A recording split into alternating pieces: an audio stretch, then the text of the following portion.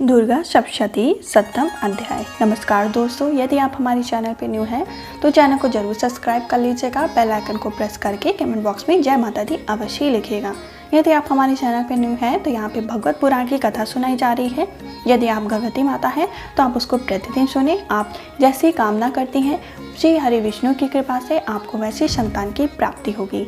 यदि आप हमारे चैनल पर न्यू हैं और अभी आपने इस अध्याय को सुना है तो इसको प्रथम अध्याय से सुने और इसके संग ही आप अर्गला स्तोत्र और उसके संग आप जब पाठ पूरा हो जाए तो आप कुंजिका स्तोत्र का पाठ भी अवश्य ही सुने, जिससे आपको इसका पूरा फल प्राप्त हो और माता रानी की कृपा आपके ऊपर सदैव बनी रहे, आपके परिवार के ऊपर बनी रहे, सारी विघ्न बाधाएं आपसे दूर रहें, माता रानी आपकी हमेशा रक्षा करें।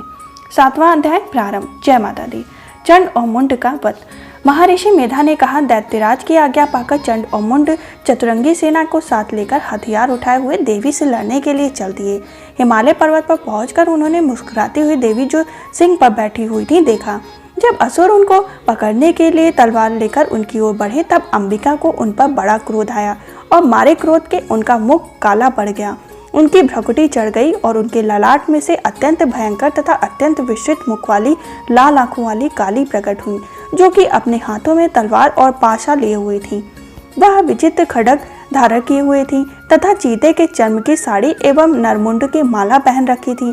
उसका मांस सूखा हुआ था और शरीर केवल हड्डियों का ढांचा था और जो भयंकर शब्द से दिशाओं को चूर कर रही थी। वह असुर सेना पर टूट पड़ी और दैत्यों का भक्षण करने लगी। वह पार्श्व रक्षकों के अंकुशधारी महा तो हाथियों पर सवार योद्धाओं और घंटा सहित हाथियों को एक साथ पकड़ कर अपने मुख में डाल रही थी और इसी प्रकार वह घोड़ों और रथों, सारथियों व रथों में बैठे हुए सैनिकों को मुंह में डालकर भयानक रूप से चबा रही थी।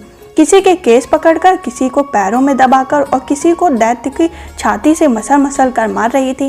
वह दैत्य के छोड़े हुए बड़े बड़े अस्त्र शस्त्रों को मुंह में पकड़कर और क्रोध में भरकर उनकी दांतों में पीस रही थी।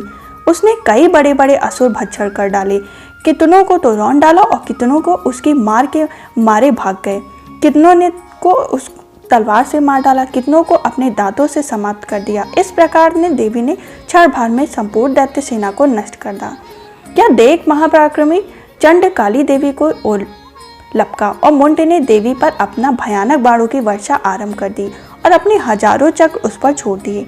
उस समय वह चमकते हुए बाण व चक्र देवी के मुख में प्रविष्ट हुई इस प्रकार दिख रही थी जैसे मानो बहुत से सूर्य मेघों की घटा में प्रविष्ट हो रहे हैं।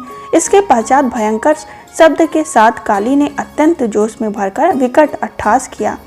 उसका भयंकर मुख देखा नहीं जाता था, उसके मुख से श्वेत दांतों की पंक्ति चमक रही थी। फिर उसने तलवार हाथ में लेकर हूं शब्द कहकर चंड के ऊपर आक्रमण किया और उसके केश पकड़ के उसके सिर काट कर अलग कर दिया।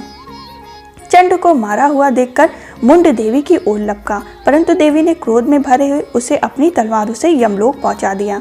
चंड और मुंड को मरा हुआ देखकर उसकी बाकी बची हुई सेना वहां से भाग गई। इसके पश्चात काली चंड और मुंड के कटे हुए सिरों को लेकर चंडिका के पास गई और प्रचंड अट्टहास के साथ कहने लगी, हे देवी, चंड और मुंड दो महादैत्यों को मारकर तुम्हें भेंट कर दिया। अब शुंभ और निशुंभ का तुमको स्वयं वध करना होगा। महर्षि मेधा ने कहा। वहां लाए हुए चंड और मुंड के सिरों को देखकर कल्याणकारी चंडी ने काली से मधुवाणी में कहा, देवी, तुम जो कि चंड और मुंड को मेरे पास लेकर आई हो, अतः संसार में चामुंडा के नाम से तुम्हारी ख्याति होगी। इस प्रकार हमारा 7वां अध्याय संपूर्ण हुआ। यदि आप हमारे चैनल पर न्यू हैं तो हमारे चैनल को जरूर सब्सक्राइब कर लीजिएगा। हम फिर मिलेंगे 8वें अध्याय के साथ। तब तक के लिए जय माता दी।